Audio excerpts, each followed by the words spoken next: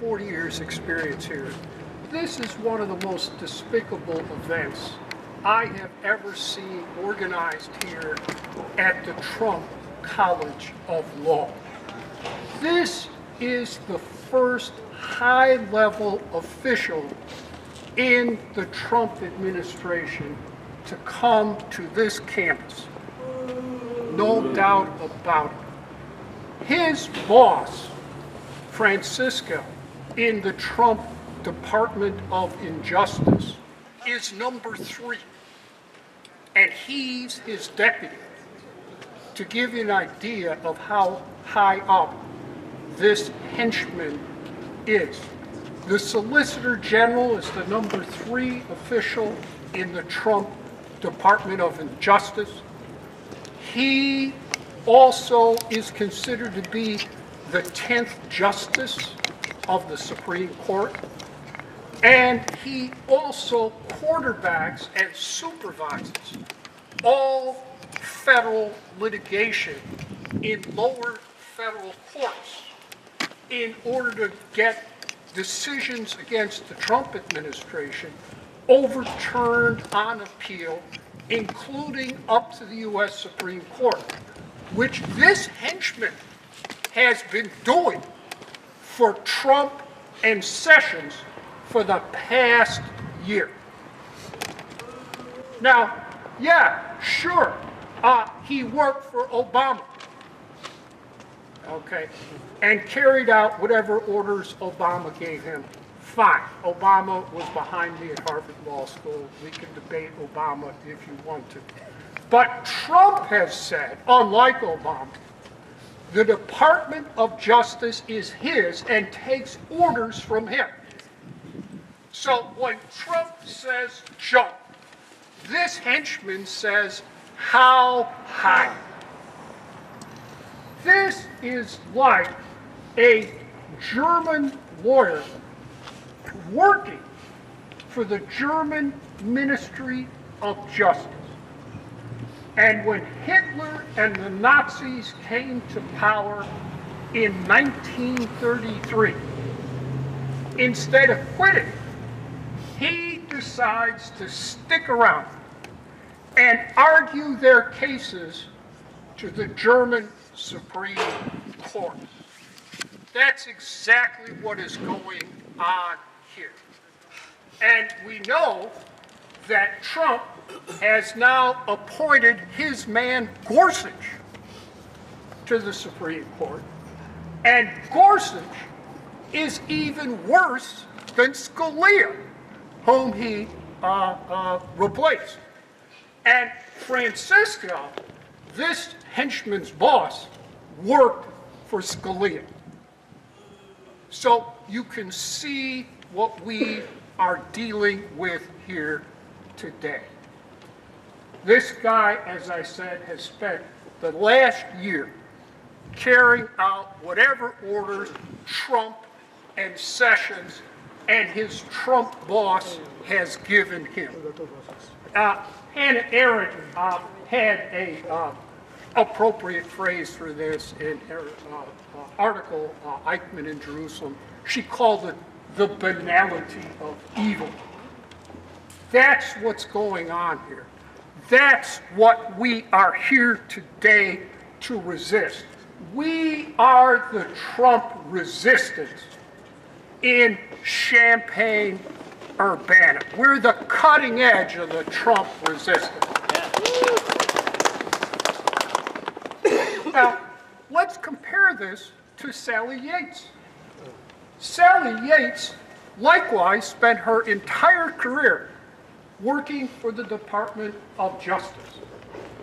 And when Trump ordered her to enforce the Muslim ban in court, Trump's Muslim travel ban in court, she refused, as a matter of principle, to enforce a Muslim travel ban that was clearly unconstitutional under the First Amendment because it discriminated against people on grounds of religion.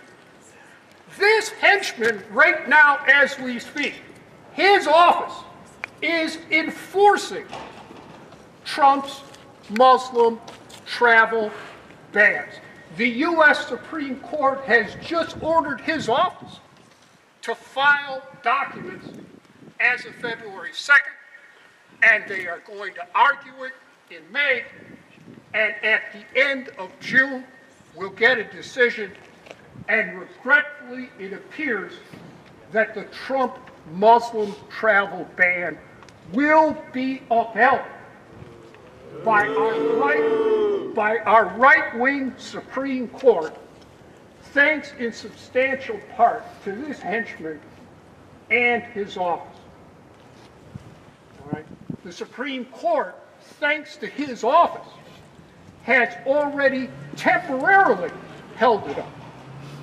And we have against us Roberts, Alito, Thomas, Gorsuch, Trump's man, the four horsemen of the apocalypse. Right. And then, of course, Kennedy. And it looks like they're all going to uphold the Trump Muslim travel ban that Sally Yates courageously refused and was fired and stood up against Trump, the Trump resistance. Why didn't the Trump College of Law invite out Sally Yates here to speak? She is a hero to the entire American legal profession, unless you are Trump supporters, like the Trump College of Law, and bigots and racists against Muslims, which this law school always has been. So we get a high-level Trump henchman here instead of Sally Yates. That's how bad the situation is. The Nazis had their lawyers too. And we now have a top Trump henchman here speaking for a day. Now, we've set this up so that representatives of all the victims of Trump and his Department of Injustice and this henchman can speak. Okay, we want the victims to speak for themselves. Yes. So there's no way I can possibly cover all the atrocities that the Trump Department of Injustice have inflicted in the last year. Just today, it came on the wire service that Attorney General Sessions has threatened 23 sanctuary cities and states. He just threatened them now as we speak. That's the Trump Department of Injustice for you. And that litigation is working its way now to the U.S. Supreme Court. And this henchman and his office are going to try to sabotage the sanctuary movement. And we all know how hard we worked to get Urbana affirmed as a sanctuary city. Indeed, according to USA Today, it was the only sanctuary city between Chicago and New Orleans, thanks to everyone here. And our immigrants' rights community, as you know, we have 10,000 undocumented here in Champaign County, and we got that up and running a month before Trump came to power, because we knew what Trump was going to do.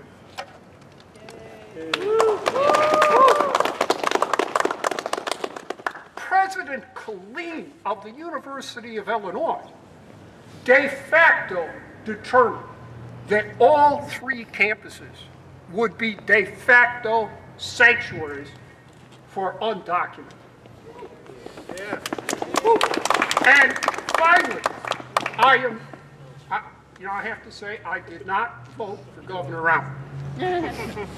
But to his credit, Governor Rauner signed legislation determining that the entire state of Illinois would be a sanctuary for the undocumented. And today, the Department of Injustice, where he's a high-level official, just threatened the entire state of Illinois. I kid you not, it's on the wire services, you could read. Let's take the DACA kids, our dreamers, okay? That too is in litigation right now in federal court, making its way up to the United States Supreme Court. As you know, Trump revoked it. The Democrats caved in over the weekend. All right, 800,000 DACA kids are now at risk, as we speak, at risk of deportation. And that case is being brought right up to the U.S. Supreme Court by this henchman and his office. And they are going to be arguing against our DACA kids, against our dreamers. That's what's at stake here today. And just a few weeks ago, the dean of this law school, Amar, published an article trying to sabotage the sanctuary movement and circulated to lawyers and law professors and judges all over the country, obviously trying to kiss up to Trump and Sessions to get some nice little cushy judgeship. Now we have stage 2 of Iceman Dean Armour kissing up to Trump Sessions to get a nice little cushy judgeship. And the rest of the faculty is going along with it. You look here, there's not one member of this faculty out here today supporting us. It's the Trump Law School. It's that simple.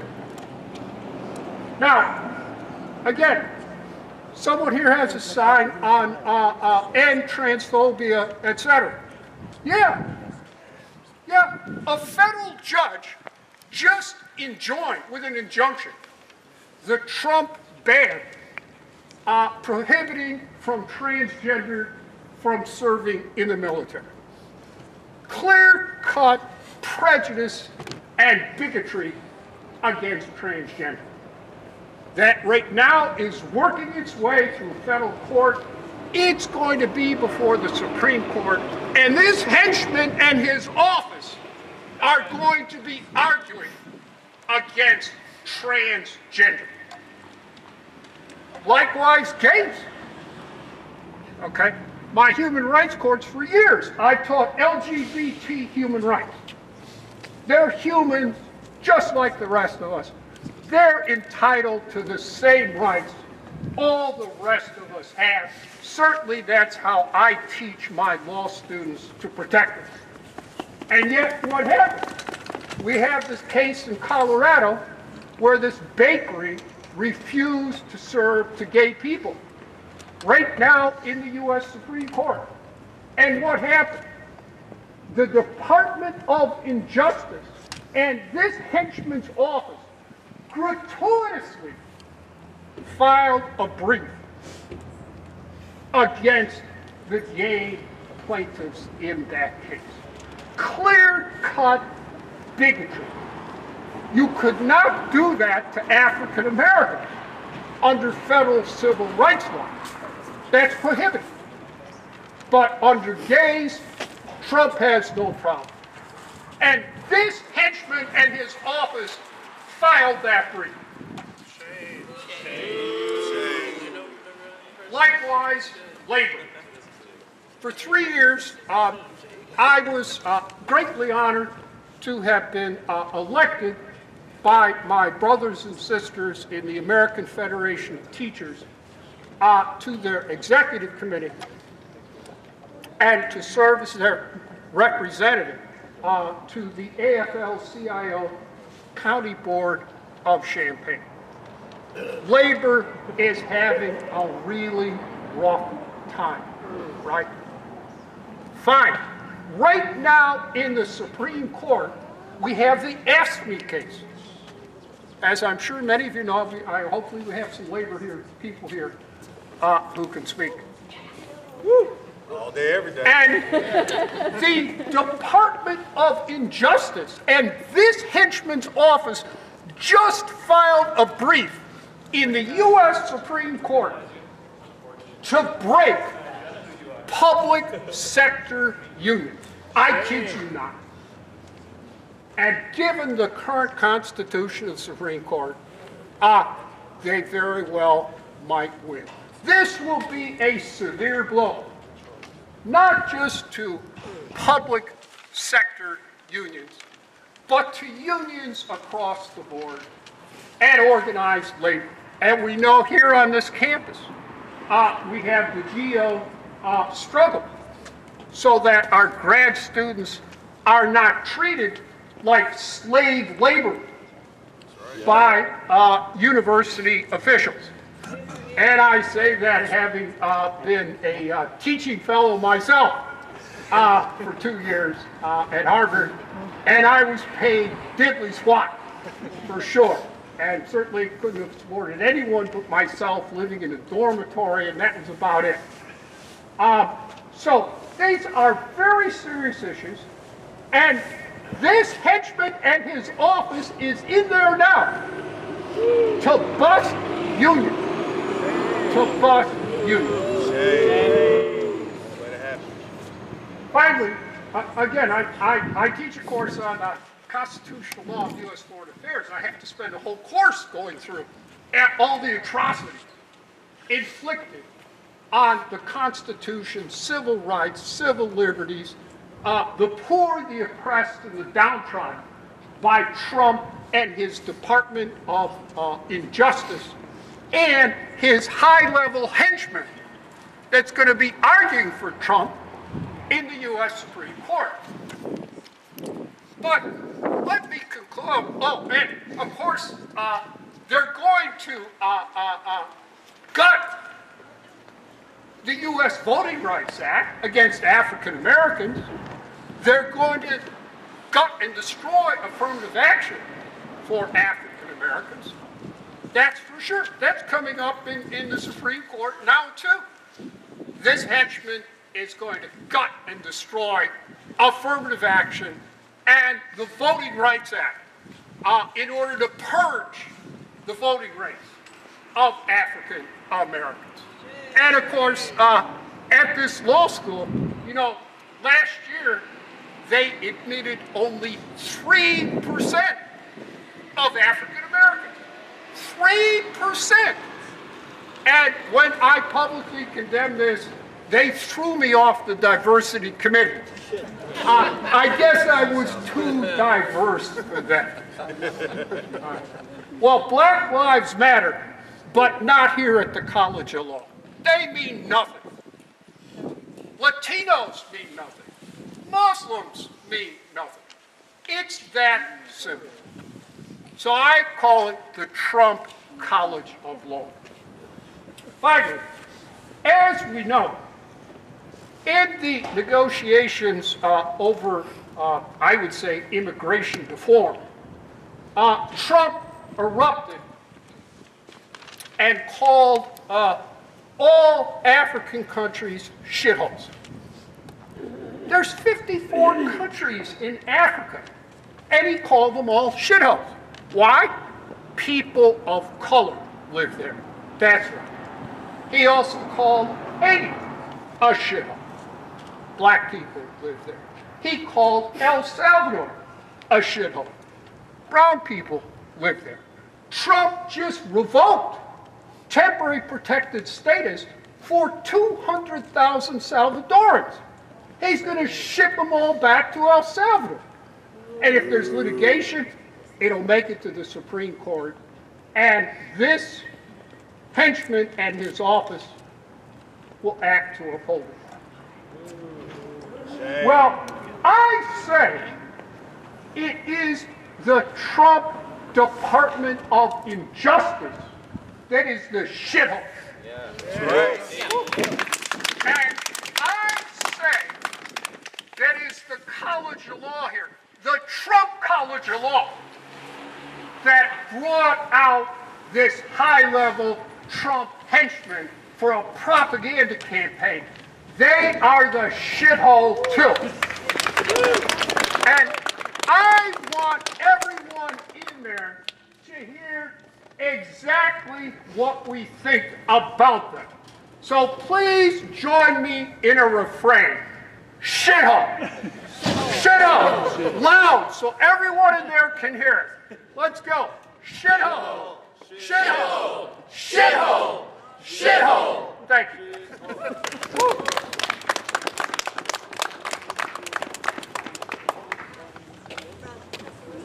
All right. Thank you all again for coming out. Thank you again, Professor Francis Boyle. A fantastic speech. We have a lot of great speakers lined up today. Up next, we have Professor Gilberto Rosas of the Sanctuary of the People. Please give them a warm welcome.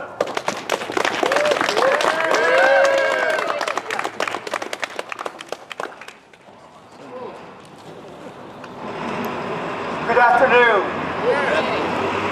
Bienvenidos. Bienvenidas. Salam.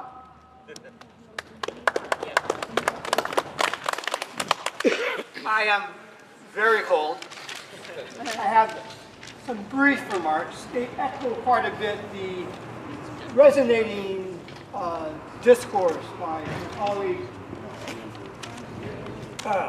You know, and by way of background, many of us have spent the past year aggressively pushing on campus for an immigration law clinic, and to get some more of this context, things are going to become more and more clear.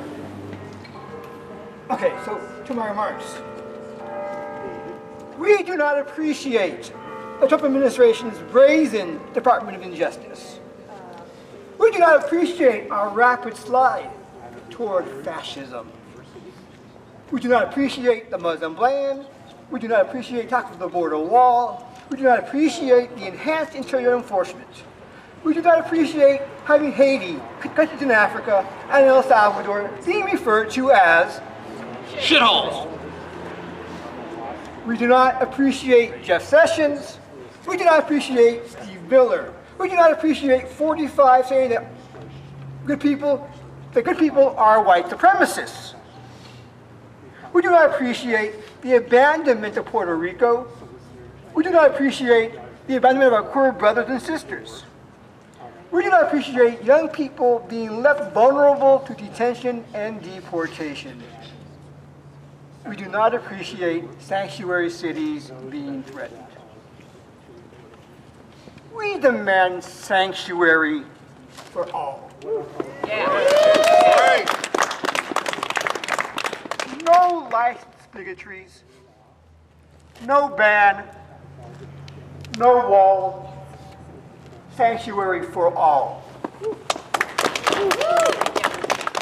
And we will organize accordingly. Right. Yeah.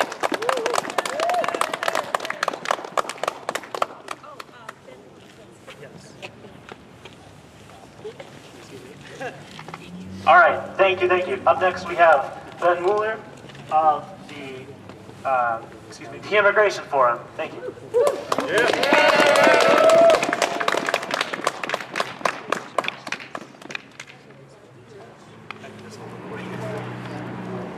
Buenas tardes. Good afternoon. Let's get riled up. The CU Immigration Forum was founded in 2009. It's a community organization concerned about the progress and plight of immigrants, focusing on these families in Champaign County. The Immigration Forum calls upon concerned citizens in Champaign County and across Illinois to let your voices be heard. The Trump administration decision to rescind the Deferred Action for Childhood Arrivals program effective on March 6, 2018 sets into motion the deportations of hundreds of thousands of young adults or dreamers who were brought to this country as children and know of no other country than the United States to call their home. 42,000 DACA recipients are here in Illinois. Here in Champaign County, there's no official count of how many DACA recipients will be affected, but there's no disagreement that hundreds of young adults will lose everything they've worked so hard for in their lives. DACA recipients are in our high schools, at Parkland College, and here at the University of Illinois. Many contribute to our local economy in their professional careers, having earned a college degree. Almost without exceptions, the Dreamers make our community a better place to live.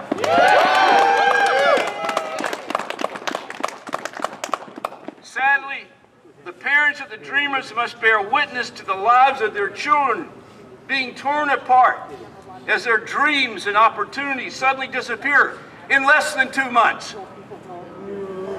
Accordingly to almost all national polls, citizens of the United States support a pathway for citizenship for the Dreamers by approximately 80%, and almost all are unanimously opposed to expelling Dreamers from our country. In September 2017, when Trump rescinded the executive order created by President Obama in 2009, he stated it was up to Congress to pass legislation to support the Dreamers. But once again, our elected representatives in Washington have not found a way to avoid gridlock and pass a law to support the Dreamers. Senators Graham and Durbin are the leaders of a bipartisan gang of 6 who have presented to Trump an immigration agreement to provide citizenship for DACA recipients. In an effort to reach a compromise with hardliner Republicans, they have included some money for border security that I'm not sure many of us support. But we all saw the results of the recent government shutdown that really accomplished nothing more than the empty promises from Majority Leader of the Senate McConnell to introduce a clean bill on immigration on the floor by February 8th, and no statement of support from House Leader Paul Ryan. We cannot place the lives of our young Dreamers in jeopardy any longer. Let your voices be heard. Call the office of Representative Rodney Davis and ask him to support the legislation for the Dreamers. Call the office of Senator McConnell and demand that they allow immigration reform legislation that provides a path to citizenship for Dreamers and protects their families from deportation to come to the floor of the Senate for a vote. Demand that the Majority Leader of the House, Ryan, work with the Republican colleagues, so-called, including the Freedom Caucus, to support the Dreamers. And call the White House and let Trump know that this is the time, and now is the moment to make good on his promise to more than 800,000 young Americans who are Dreamers that they are welcome in our country.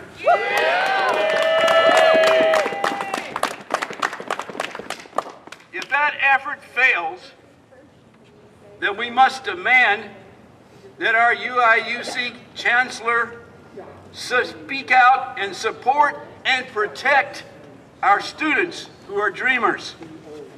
We must make our voices heard and be prepared for acts of civil disobedience to demonstrate to our Congress and the White House that we will not continue to allow nativist, anti-immigrant leaders who are outliers and disconnected to what the American people support control our government. Let's make a pact today to fight back, to organize, to rally students across Champaign-Urbana from our high schools at Parkland and here at the U of I, to rally on the quad to speak out in support of their fellow students who are Dreamers.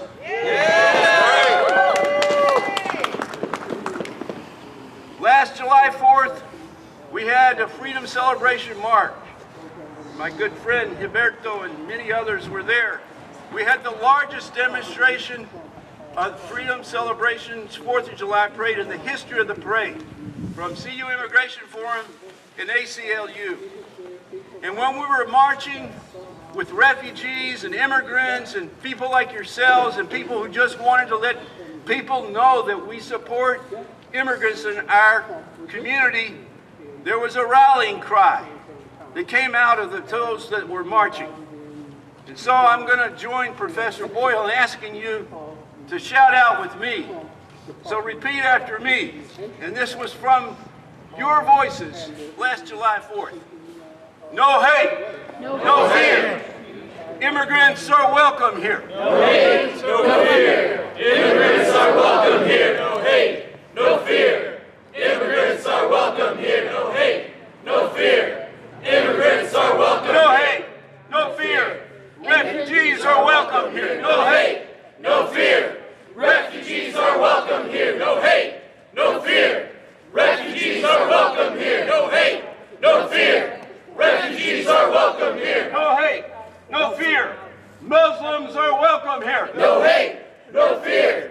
Muslims are welcome here. No hate, no fear. Muslims are welcome here. No hate, no fear. Haitians are welcome here. No hate, no fear. Haitians are welcome here. No hate, no fear. Haitians are welcome here. No hate, no fear. Africans are welcome here. No hate, no fear. Africans are welcome here. No hate, no fear. Africans are welcome here. Yes, dreamers and their families and the 11 million immigrants who come to our country to make a better life for their families and are sustaining so many sectors of our economy are welcome here, and we are not going to stop fighting until comprehensive immigration reform is the law of the land. Thank you very much.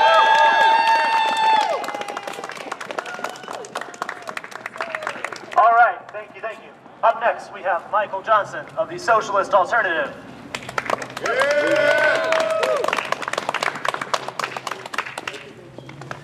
Thanks, everyone. I'm Mike from Socialist Alternative. Socialist Alternative is a socialist organization with branches nationwide. We are activists working and fighting in our communities, workplaces, and campuses against the exploitation and injustices that people face every day. And while we fight day to day, we recognize most of the biggest problems we face are systemic, and that in order for us to have lasting change, we must replace capitalism with democratic socialism. I want to thank the organizers for putting this rally together, and I want to thank you all for attending. It is important to stand up to Trump and the toxic Republican agenda now more than ever. It's deeply disappointing, however not surprising, that we're here today.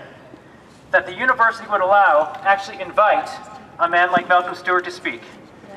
As if this is just some academic discussion. Issues such as the Muslim ban and the attack on DACA that Stewart and his department are defending in the courts negatively affect millions of lives across the country. These human beings are the very students, workers that attend and make the university run. But we know we can't rely on institutions like the university as a source of resistance against Trump.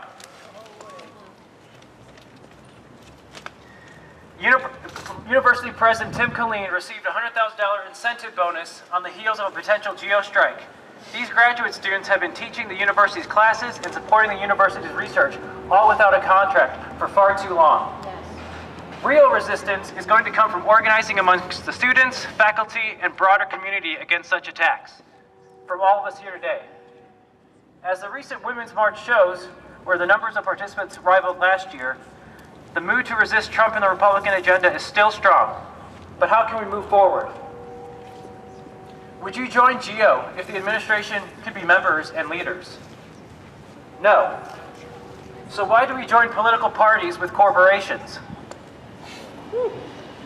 The Democrats backing down on the Dreamers this week on the good faith word of the Republicans that they'll deal with the issue later is yet another step back for a party that is supposed to be for us working people.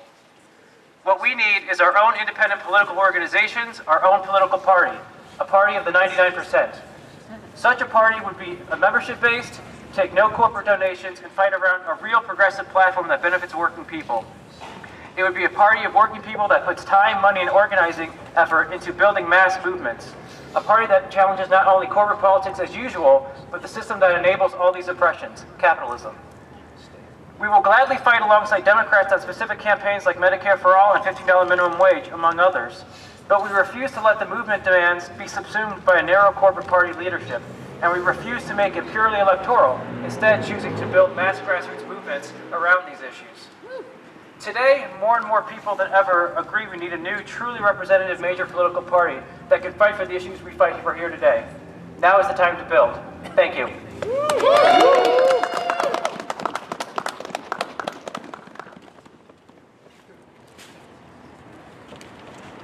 Okay, up next we have Sana of SJP, Students for Justice in Palestine.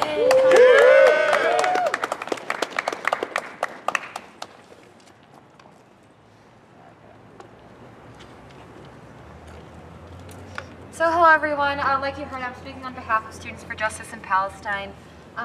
Mind you, this is my first year and my first rally, so bear with me. Now,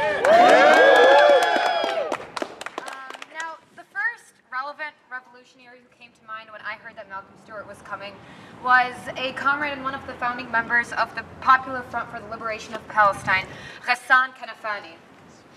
Now, and when I heard that Dean Amar was inviting Malcolm Stewart for the public engagement lecture, I just I couldn't help think of the parallels to Ghassan Kanafani's experience in Palestine and outside of it.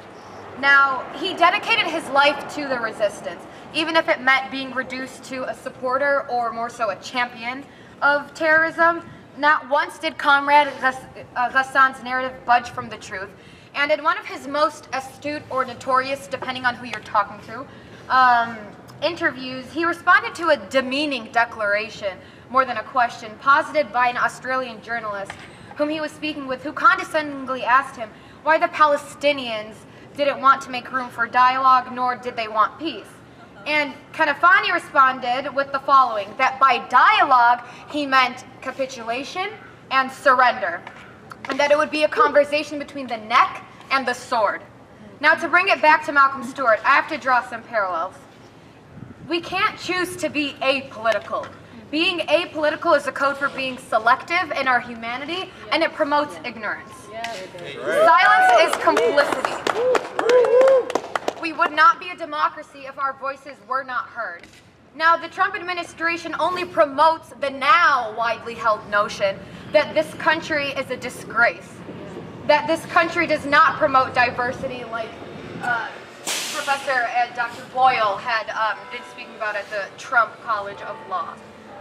And I don't want to tokenize my identity, but I think it's worth mentioning that I am a Palestinian Iraqi Muslim and a daughter of immigrants who wouldn't have had to resort to immigrating here had we not intervened in their home countries and made them now shitholes. Exactly. I have a moral obligation to defend my allies of the Latinx community, the LGBT community, and of anyone whose identity lies on any spectrum that's being attacked. As in Palestine, to exist is to resist, and that's exactly what we'll continue doing. Now, shame on Malcolm Stewart for defending a tyrant. His compelling cadence is nothing to submerged minorities that he has not vowed to protect.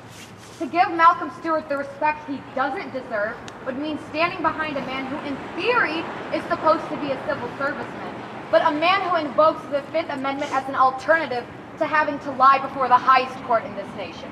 Thank you.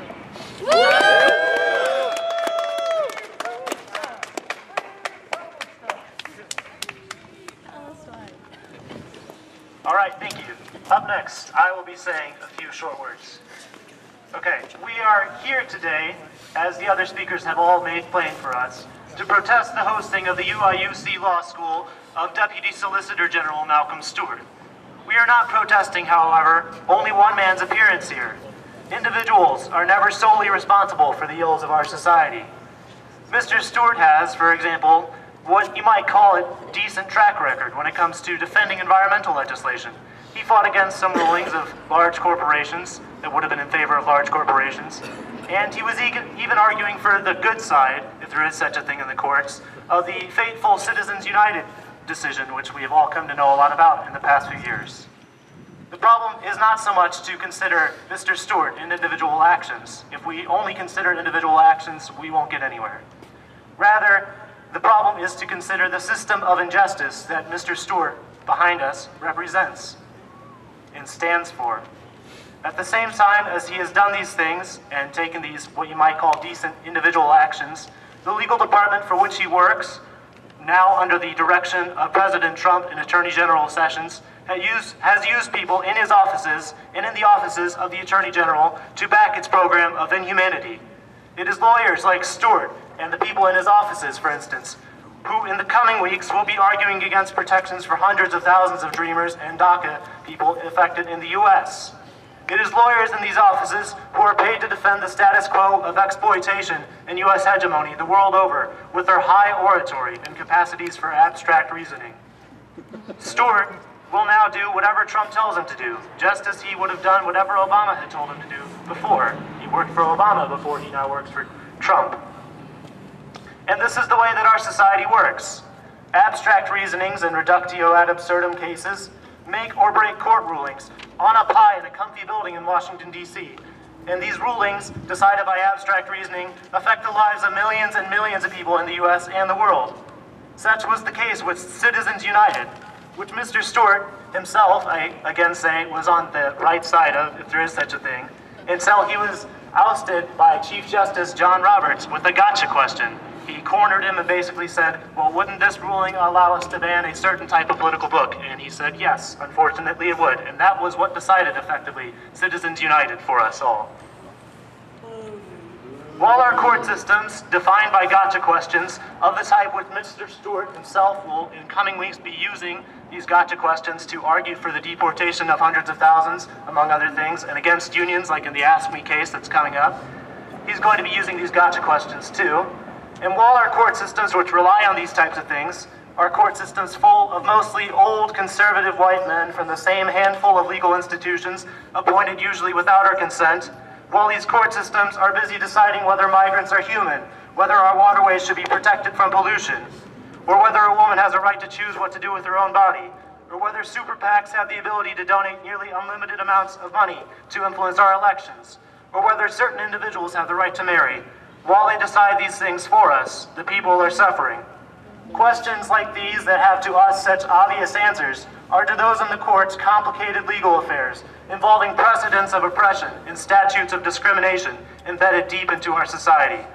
Questions that the people long ago decided the answers to are somehow still to those in the courts a page turn.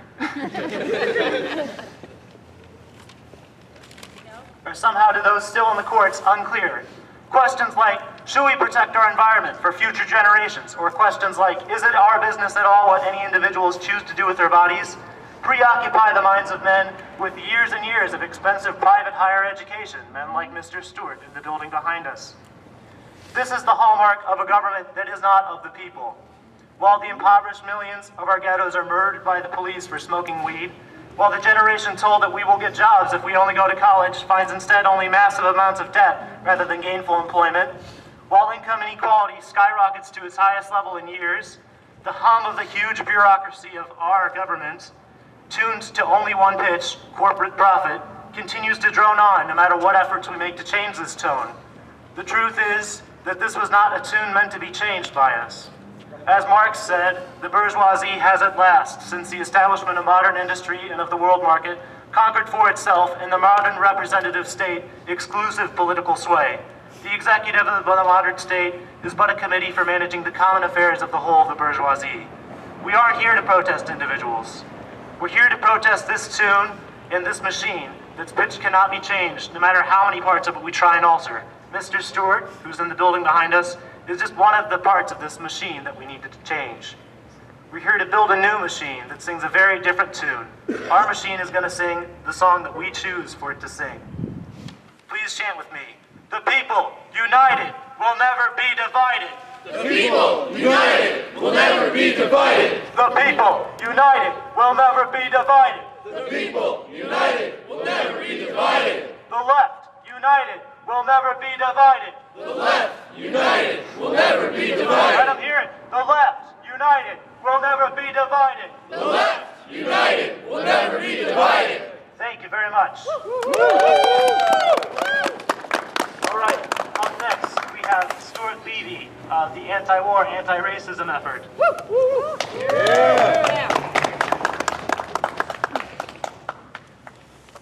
Well, thanks.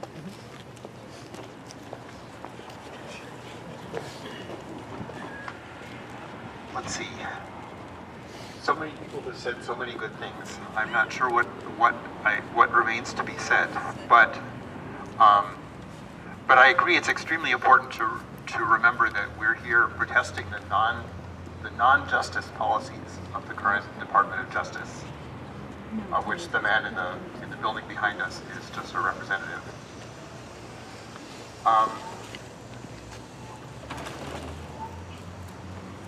As a member of an anti-war group, I think it's very important to point out the hypocrisy of the Muslim ban, which applies to countries with which basically the U.S. has either been at war or has promoted proxy wars, as in Syria. The great waves of refugees coming from Syria are fleeing Syria because of the wars that the U.S. has promoted with our weapons, with our policies, with our support for our supposed allies. At times we've been funding both sides of the same conflict. And what can a war do but to drive people out of it? And what is the U.S. response to it? Do we welcome the refugees? Do we even provide large-scale humanitarian assistance? Well, the previous administration did some of that. I don't know much of that from the current administration. But we lock the doors and we say, these refugees of our wars are not our problem. This is not just. But I also want to say that it's very important for us, even for me, thinking of the anti-war cause, to recognize the importance of other things that the Department of Justice is doing, of rolling back enforcement of the Voting Rights Act and of civil rights in this country, of revoking recommendations that they had made that local law enforcement, local court systems shouldn't put the financial burden of their operations on the people that they're charging. And saying, for example, well, you can't have a court date until all your fees are paid, in blocking access to justice in that respect.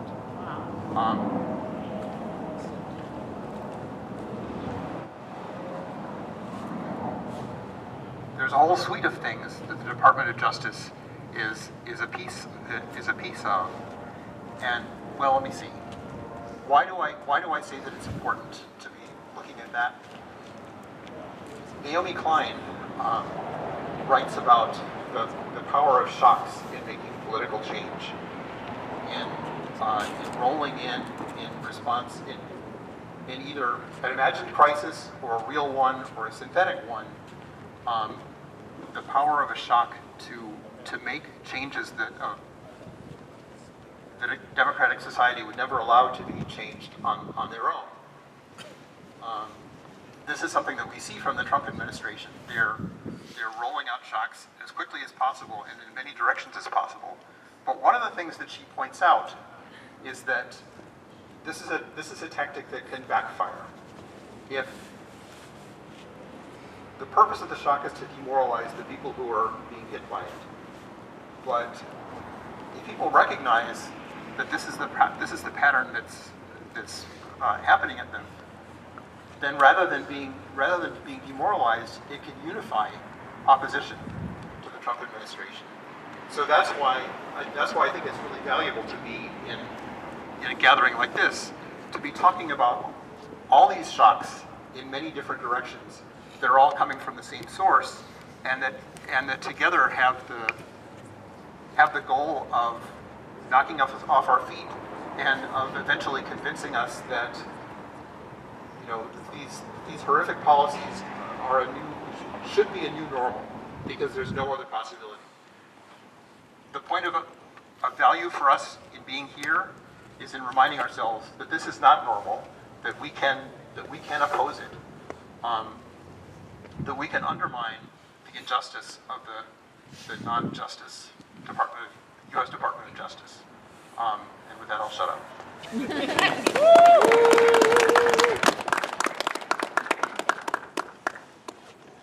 All right, so we have two more speakers, and then we can all go and warm our toes.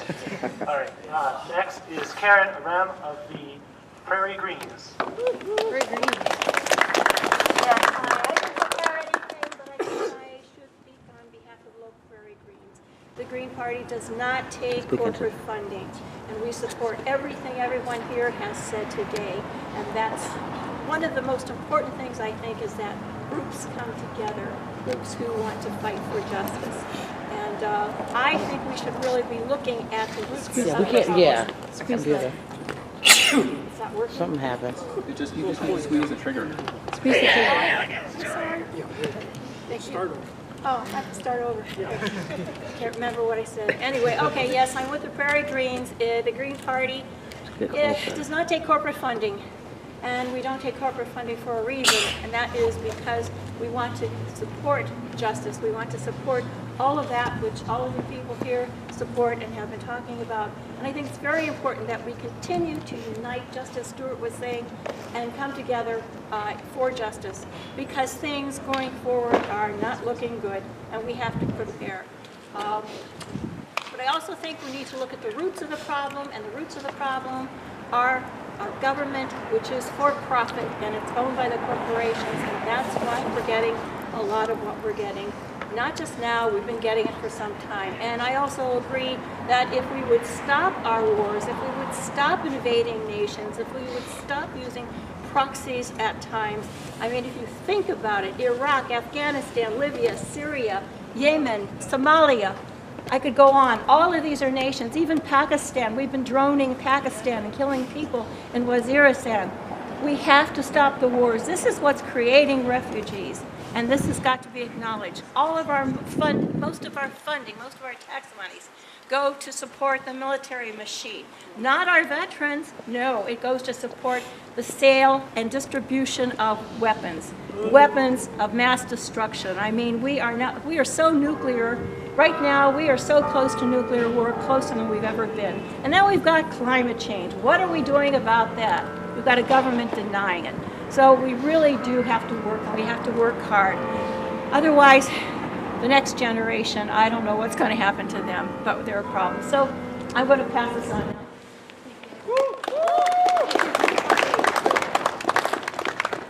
All right, last but certainly not least, we have Gus Wood of the GEO.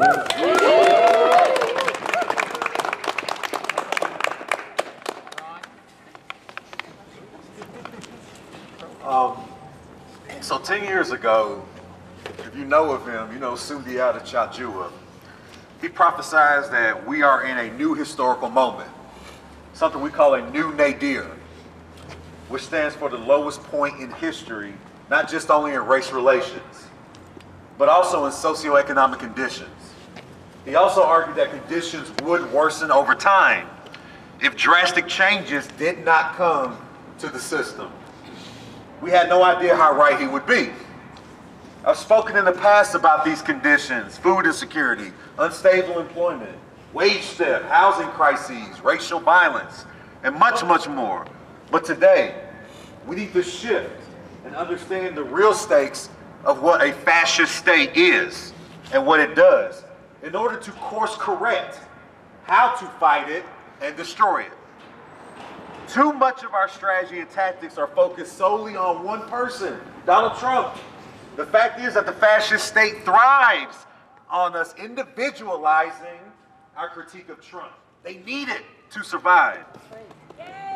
First, we must understand this move towards a fascist state began long before Trump and operates at such a depth that Trump's possible removal will not slow it down.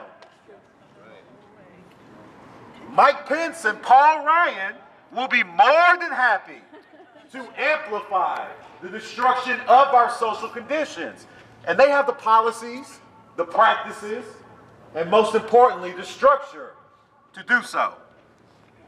But what exactly is a fascist structure? It's not solely racist diatribe, nor solely one anti-immigration policy. It's a program. Far from being technology. And the megaphone, I'm used to just doing it off key. Far from being an independent theory and a system born in opposition to federal administrations of the past 2 years, far from being an independent ideology of racial class warfare, fascism is, on the contrary, the most extreme expression in certain conditions of decay of the chief tendencies and policies of exploitation in this late capital phase. Fascism is the response in practice of the imperialists or financial oligarchs faced with the threat of genuine resistance from each and every one of us. It is a counter-revolutionary movement which, while enjoying the full support of the financial oligarchs, it deploys a mixture of social agitation, terrorist methods, and resource deprivation in order to crush both our spirit and critical thought, amplify racial, class, and gender hostilities, and strengthen what many call the dictatorship of financial capital. Fascism is able to rely on the assistance of the greater part of the state machinery, the military, the police, and the judiciary, which the Trump administration has had the most success in transforming the federal court circuit back to the 1890s, who, while meting out the utmost of severity to our protests, our resistance, our rebellions, our strikes, they allow the financial oligarchs to rule without interruption. Through populist agitation and insecurities surrounding racial, class, and gender moments and movements, fascism was able to build a broader mass base by appealing to the professional and managerial classes, the demoralized sections of the working classes, the financial oligarchs of big industry, big land, the warmongers, and of course, we can't forget those white supremacists and those misogynists, all of whom support the movement financially and directed it politically. Once in power, however, fascism carried out the ruthless orders of the financial aristocracy and mercilessly turned the state machinery against much of its supporters who have been gullible enough to expect their interests to be represented and their socioeconomic conditions to be changed. Let's look at the data. 94% of all jobs created since 2008 are temporary, sub-working class jobs. While the Me Too and Time's Up movements have dealt severe blows to individuals and raised consciousness levels on male predatory behavior and power, major corporate institutions like the billion-dollar generating movie studios, sports franchises, and state and federal legislatures continue to escape questioning and prosecution for their roles in preserving policies and practices that not only facilitate but encourage this despicable behavior. The only constituency that benefits socially from this fascist movement are the white supremacist nationalists who need terror to be effective. Those of you who are serious, there are multiple means of fighting this fascist movement and destroying it forever. For those that are serious about using the ballot to fight the fascist state, we must look to the local to build leadership. And there are a bunch of you here today. We must look to the local to build leadership through agency-led institutions in our communities. Cherry-picking Democratic Party candidates to represent our interests has failed time and time again. If any of us fail to do our job repeatedly, we are fired. So why does the Democratic Party continue to avoid this fate after decades of failing? We must build from the local. We must use examples like the Carol Ammons grassroots model of organizing, where we the people are the only people who give our elected representatives the issues they must fix. We must give them benchmark evaluations on a yearly basis. And if they fail to improve our conditions, then we choose someone else who will do so. That's people power. That's what we have to produce to get any legitimate legislation in this unjust system. It's now time to find more local leadership. But for those of us who don't believe in the ballot as the solution, we must build our communities and we must fight for resources to strengthen ourselves. We must fight for free public education and we must represent it at all costs. We must fight for resources for community health services. We must fight for grocery stores, access to transportation, other material concerns, because strengthening our spirit and willingness to fight makes victory inevitable. We must fight for our local labor unions. As the GEO preps to go on strike and devastate this campus, and it will be a devastating one, each and every one of you supporting the GEO in this strike will lead to a systemic change on this campus. Because it's not just about teaching assistants, it's about economic stability for everybody that works on this campus. It's about the respect of our labor and everything we do to make this campus run, and also how we make this community run. This is going to reverberate. That's why supporting each other and each other's struggles, even if it's not your struggle, is the only way we all win together.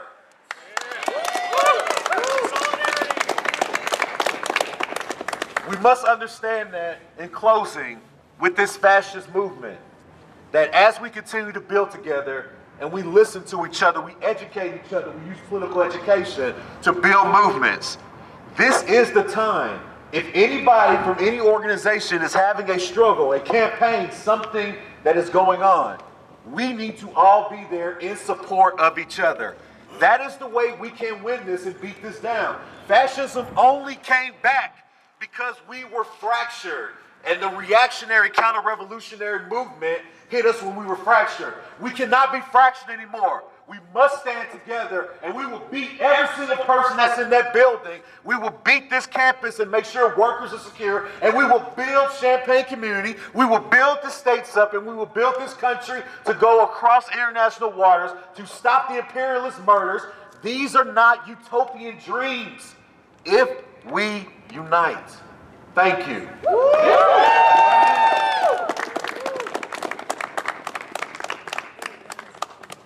All right, another warm round of applause for all of our speakers today. And please listen to what they've been saying. If you're a new face here, there are tons and tons of people here who are great to talk to about ways to get involved in the community movements of all kinds. So please, if you're a new face, I encourage you to talk to people here. Get involved. This is the time to, as Gus said, build unity amongst ourselves as a community to take on these challenges. All right, before we go, please join me in one last chant, borrowing from Professor Boyle, our first speaker, against Malcolm Stewart, the Deputy Solicitor General. Shithole! Shithole! Shithole! Shithole! Shithole! Shithole! All right, thank you very much.